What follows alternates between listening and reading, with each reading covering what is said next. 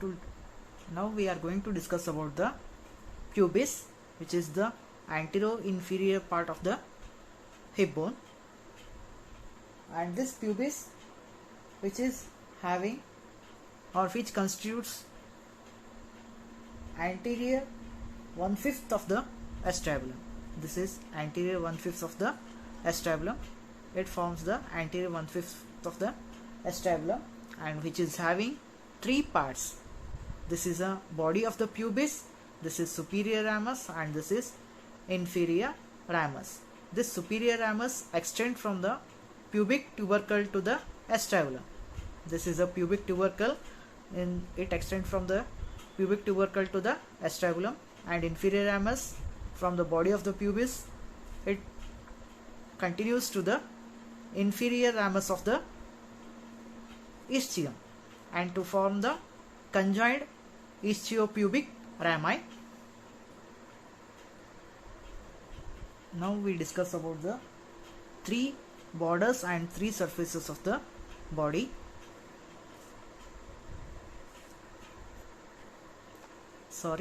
This body is having only the superior border, and which extends up to the pubic tubercle on its lateral aspect. This is a pubic tubercle, and this is a superior border, and this body is having three surfaces. First is anterior surface or femoral surface. It is rough in its upper part and smooth in its entire aspect, and this is pelvic surface of the body of the pubis, which is smooth and which facing upwards and backwards, and this is symphysial surface or medial surface that articulates with the opposite side of the pubis to form the pubic symphysis. So totally three surfaces are there. This is anterior or femoral surface, this is medial or symphysial surface, and this is posterior or pelvic surface. Now about the superior ramus. This superior ramus is having three borders as well as three surfaces. This is a superior border, which is also known as pectineal line or pectin pubis. This one that extends from the behind the pubic tubercle up to the iliopubic eminence. This is superior or pectineal line or superior border. It is also known as pectin pubis. This is anterior border, which runs downwards and laterally from the pubic tubercle to the acetabulum, and this is a inferior border, or this one inferior border, that forms the upper margin of the obturator foramen. This is a inferior border, and which is having three surfaces. This is a pectineal surface, that is in between the superior and anterior borders. This is a pectineal surface, and pelvic surface between the superior as well as inferior borders. This is pelvic surface that continues with the pelvic surface of the body, and one more is obturator surface, that is between the anterior and inferior border. Here it is a obturator surface, and here it presents a groove. It is having a groove. This groove is known as obturator groove, through which the vessels and nerves passes.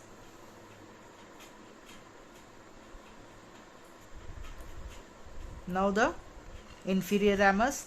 This inferior ramus extends from the body of the pubis up to the inferior ramus of the ischium to form the conjoined ischiopubic rami. Now the attachments on the pubis. This pubic tubercle gives attachment to the two structures. The first is medial end of the inguinal ligament. Here at the anterior superior iliac spine, there is an attachment of the lateral end of the inguinal ligament, and here it is a medial end of the inguinal ligament. So this is like this. Suppose consider this pen as a inguinal ligament. Its lateral end attaches to the anterior superior iliac spine and its medial end attached to the pubic tubercle. And next, one more attachment is there at the pubic tubercle, that is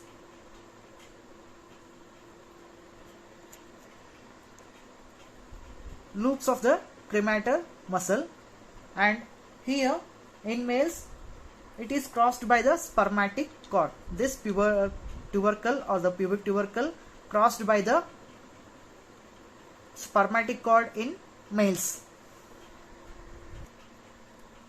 Here on the pubic crust there are two muscle attachments.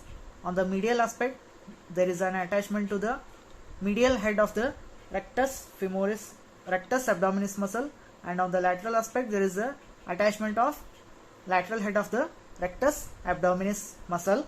And on the anterior surface of the pubis, this is anterior surface of the pubis, which is attached to the four muscles, mainly four muscles.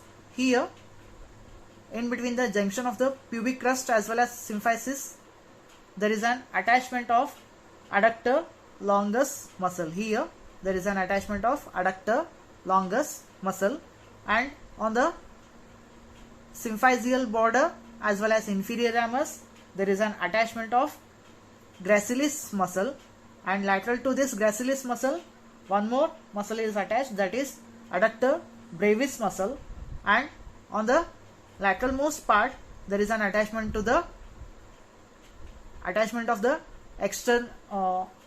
obturator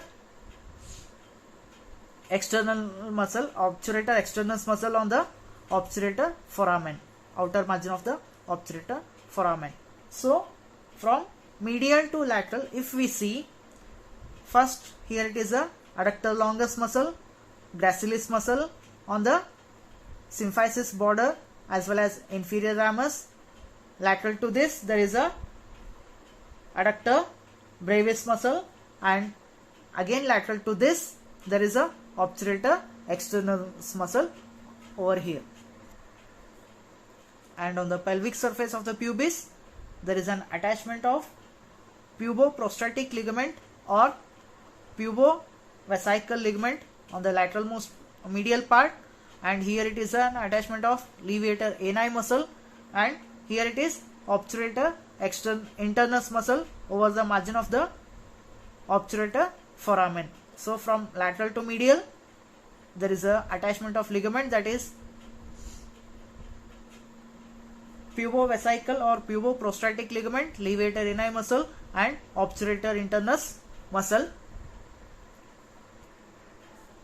Now the attachments on the pectineal line in its medial end, which is giving attachment to the conjoint tendon as well as pectineal ligament, conjoint tendon and the pectineal ligament, and ligament of Cooper along its whole length.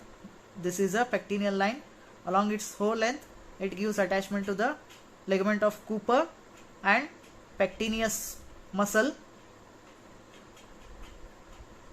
And now on the pectineal surface, this is a pectineal surface, there is the attachment of pectineus muscle over here.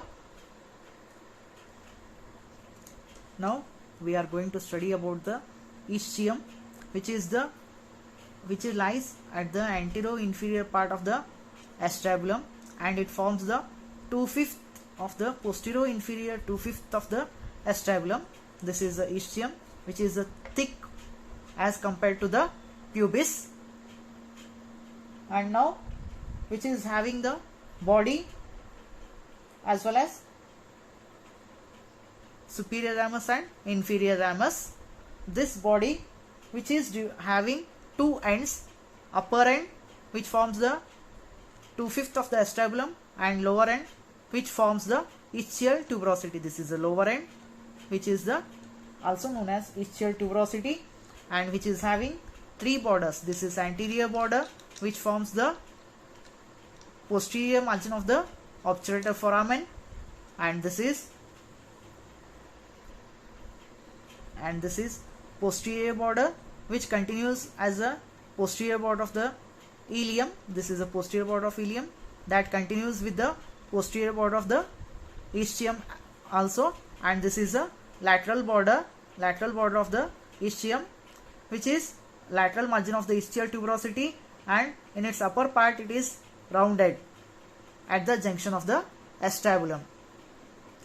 So three borders, this is anterior border, this is posterior border, and this is lateral border, and having three surfaces. Femoral surface lies between the anterior border as well as lateral border. This is a femoral surface. And dorsal surface, this is a dorsal surface which continues with the gluteal surface of the ileum. This is a gluteal surface and which continues as a gluteal surface of the pubis as a dorsal surface of the ischium. And one more, that is pelvic surface, which is smooth and continues with the pelvic surface of the ileum. And here this dorsal surface is having the rough thickened part that is known as ischial tuberosity. This ischial tuberosity is mainly subdivided into two parts, that by the horizontal ridge, that is into the two parts, upper area as well as lower area, and this upper area is again divided by an oblique ridge,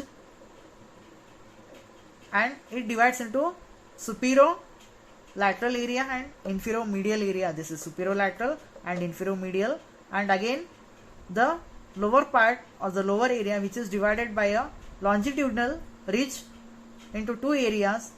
It is inner area and this is outer area. This division is very much important for the understanding purpose of the muscle attachments on the ischial tuberosity. Now the muscle attachments on the ischium. Here it is known as ischial tuberosity, which is having mainly two attachments. The first one is sacrospinous ligament along its margin, upper margin, sacrospinous ligament, and posterior origin of the posterior fibers of levator ani muscle here on the pelvic surface.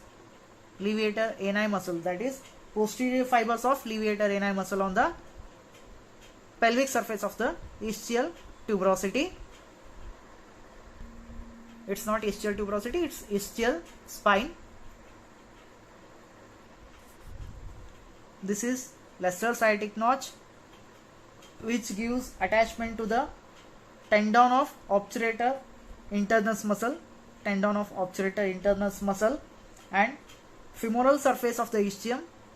Here this is femoral surface of the ischium that gives attachment to the obturator externus at the obturator foramen, as well as quadratus femoris at the lateral border of the ischial tuberosity. This is the lateral border of the ischial tuberosity, and here it is attachment of quadratus femoris muscle and attachments on the ischial tuberosity. As already I told you, this division of the ischial tuberosity is very important for the muscle attachments. So superolateral area, this is a superolateral area. Here it is an attachment to the semimembranosus muscle on the superolateral aspect, and inferomedial aspect, which is having two muscles, that is semitendinosus as well as long head of biceps femoris muscle. Semitendinosus as well as long head of biceps femoris muscle, and this is lower outer area and lower inner area. In the lower outer area there is attachment of adductor magnus muscle, and here it is membranous fatty tissue which usually sits on this part. Now the sharp medial margin of the ischial tuberosity that gives attachment to the sacrotuberous ligament here and on the lateral aspect of the lateral border of the ischial tuberosity just below the acetabulum, that gives attachment to the ischiofemoral ligament. Now we are going to study about the acetabulum, which is directed laterally, slightly downwards as well as forwards, and this acetabulum is deficit in its inferior aspect, and here it is a notch that is known as acetabular notch. The margin of the acetabulum which is deficit inferiorly known as acetabular notch, and it is having two surfaces. This acetabulum is having two surfaces. This is a articular smooth surface which articulates with the head of the femur, and this is a non-articulating rough area which is filled by the mass of fat which is lined by the synovial membrane. And here along its margin there is a fibrocartilaginous acetabular labrum. This is like this. Here it is a attachment of fibrocartilaginous acetabular labrum which deepens this pit or acetabulum, and here it is attachment of the head of the femur like this, and this acetabular notch which is having a groove in the inferior aspect. This completes the study of the hip bone. So there are totally 3 videos of the hip bone. In the first video we have discussed about the parts of the hip bone, side determination of the hip bone and anatomical position, and in the second video we have discussed about the ilium, and in the third video we have discussed about the pubis and the ischium of the hip bone along with its muscle attachments. Thank you.